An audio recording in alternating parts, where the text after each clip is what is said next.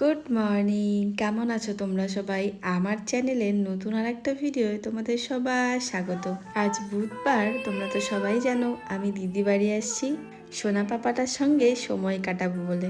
আমি যখনই একটু ফোন দেখবো ও আমার ফোনটার দিকে তাকিয়েই থাকবে। বাড়ির বাইরে একটু বেরোচ্ছি, তাতেই দেখি একটা কালো কুকুর ড্রেনের জল খাচ্ছে, তাই ওকে একটু দাঁড়িয়ে দিলাম।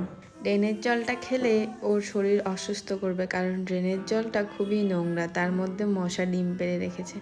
এরপর তোমাদেরকে আমি দিদির ফুল গাছের কালেকশন দেখাচ্ছি। ওই জঙ্গলের মতো দেখছো, ওখানে অনেক ফুল গাছ আছে, যেটা তোমাদেরকে আমি ওখানে গিয়ে দেখাতে পারবো না।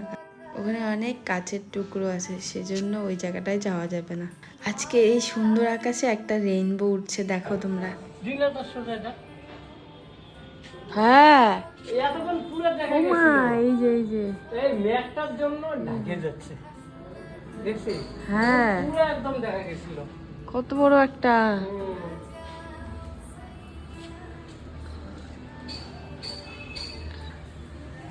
এতক্ষণ দেখা গেছিল, মেঘটার জন্য দেখা যায়নি। এই ক্লিয়ারলি একটা কালো মেঘ ঢাকে যাচ্ছে। আবার উঠবে, তার মানে আবার উঠবে।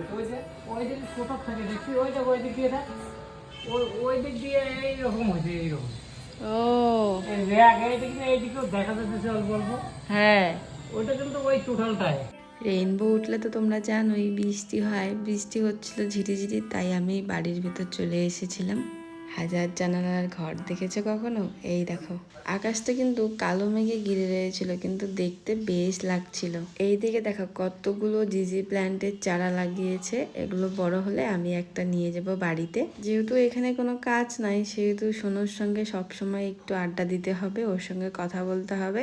সোনুর সঙ্গে কথা বলতে গেলেই ও কিন্তু কোলে উঠতে চায়, আর যদি কোলে না নাও তাহলে কিন্তু কান্না করে দেয়।